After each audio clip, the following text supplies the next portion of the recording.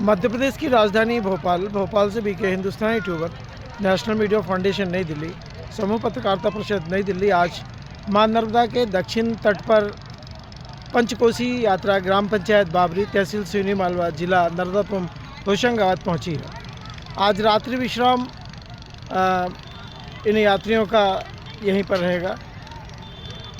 सभी यात्री चाय और पानी का आनंद लेने के बाद में मां नर्मदा का स्नान कर रहे हैं और जो महिलाएं हैं वे जो भोजन जल्दी करते हैं वे भोजन की तैयारी में लगे हुए हैं और सभी परिक्रमा पंचकोसी के लोग कुछ देर बाद मां नर्मदा की आरती पूजन करेंगे और आरती पूजन के बाद में रात्रि विश्राम कर सभी लोग नाव के द्वारा, ये जो बड़ी नाव है यहाँ पर, उस नाव के द्वारा जाजना मट्ठा गांव होते हुए सलकनपुर में इसका समापन होगा। पंचकोसी यात्रा के बारे में अब कुछ देर पहले हमने बताया कि पंचकोसी यात्रा को प्रारंभ हुए कितने वर्ष हुए हैं और पंचकोसी यात्रा का क्या महत्व है, ये दोनों जानकारी हमने कुछ देर पहले इस यात्रा में चल रहे बुज़ुर्गों के माध्यम से दी। और भी हम आज रात में और कल सुबह जो बुज़ुर्ग हैं, इसमें बहुत से ऐसे बुज़ुर्ग हैं जिनकी उम्र 90 वर्ष भी है, बहुत से बुज़ुर्ग हैं जिनकी उम्र 80 वर्ष के लगभग भी है और वे सभी अपनी उम्र का अंदाज़ भी बताएंगे।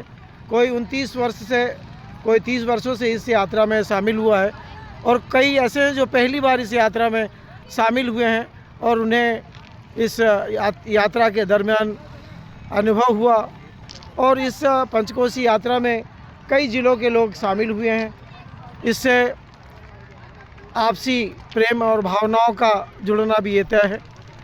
देखिए, परिक्रमावासी इतने थके होने के बाद भी स्नान कर सभी लोग कंडे, चूँकि गाड़ियों में जो वाहन लेकर आए हैं उनके पास में भोजन के लिए भी अपनी अपनी स्वयं की व्यवस्था है।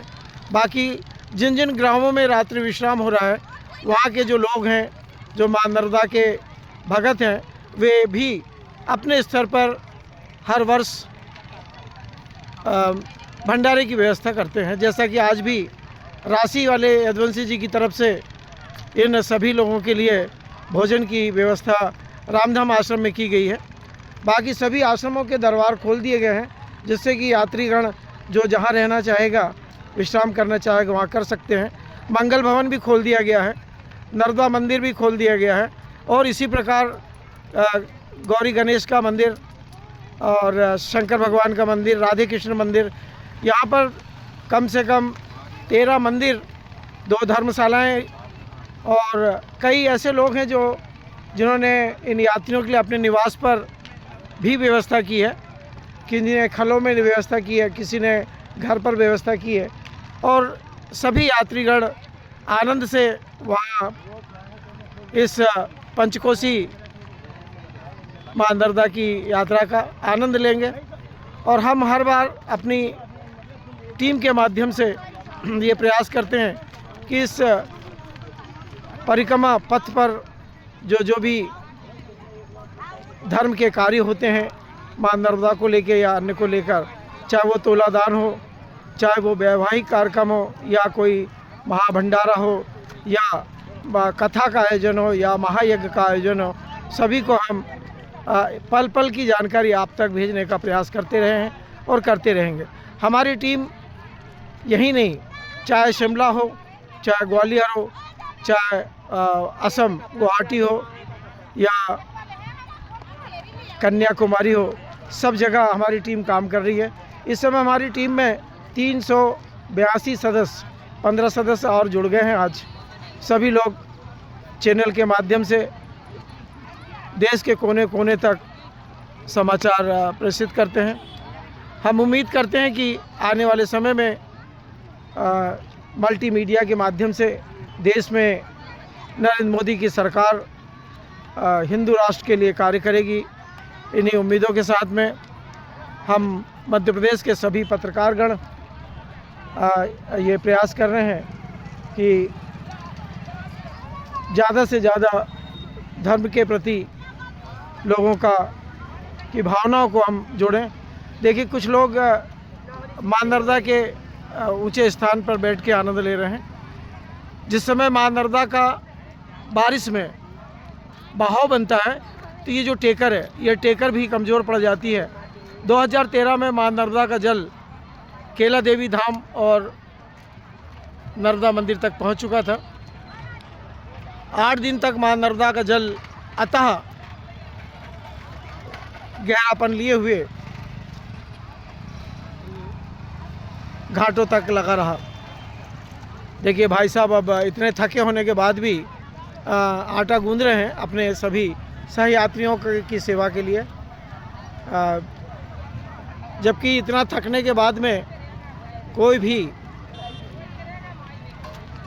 आराम करेगा, पर आराम नहीं, ये भोजन की शाम की व्यवस्था में लगे। माँ नर्मदा को भोग भी कर देंगे और सभी उनके सहयोगीगण माँ नर्मदा का प्रसाद ग्रहण करेंगे। क्योंकि माँ नर्मदा के तटों पर बनने वाला भोजन भोजन नहीं होता है, वह एक प्रसाद रहता है।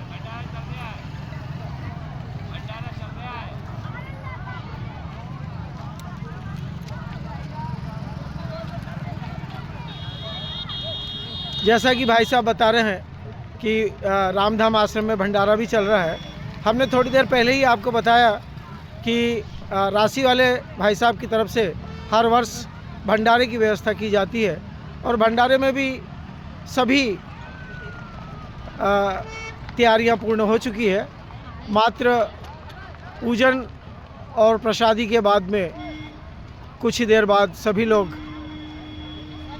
रामधाम आश्रम पहुंचेंगे, जहां पर सभी संयुक्त रूप से माँ नर्मदा की आरती पूजन करने के बाद में प्रसादी वितरित की जाएगी और एक सामान्य सभा का आयोजन भी किया जाएगा इस यात्रा को लेकर। आप देख रहे हैं कि माँ नर्मदा की इस पावन तट दक्षिण तट पर पाँव रखने के लिए जगह नहीं है। कुछ देर बाद आपको निकलने के लिए भी जगह नहीं रहेगी और अब माँ नर्मदा का संध्या आरती का समय हो गया है।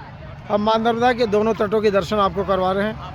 उत्तर तट, जहाँ शिवराज सिंह चौहान ने कई वर्षों तक वहाँ के विधायक भी रहे और वहाँ के मुख्यमंत्री भी रहे। इस समय वर्तमान में मध्य प्रदेश के मुख्यमंत्री डॉक्टर मोहन यादव हैं, जो अधिकतर उज्जैन के बारे में ज़्यादा सोचते हैं। और शिवराज सिंह चौहान जब तक रहे मामा जी, उन्होंने माँ नर्मदा के तटों के बारे में सोचा है। दोनों की सोच में केवल अंतर यही है कि वे उज्जैन के लिए सोचते हैं और शिवराज मामा माँ नर्मदा के तटों के बारे में और माँ नर्मदा की सेवा के बारे में सोचते भी हैं और समझते भी हैं। और आज भी माँ नर्मदा के लिए वो तरस रहे हैं। दिल्ली में उनका मन लग नहीं रहा है। हो सकता है कि कुछ दिनों बाद नरेंद्र मोदी की सरकार वापस मामा को मध्य प्रदेश का प्रभार दे देगी। चूँकि डॉक्टर मोहन यादव के आने के बाद से मध्य प्रदेश सरकार लाखों के कर्जों में पहुंच चुकी है।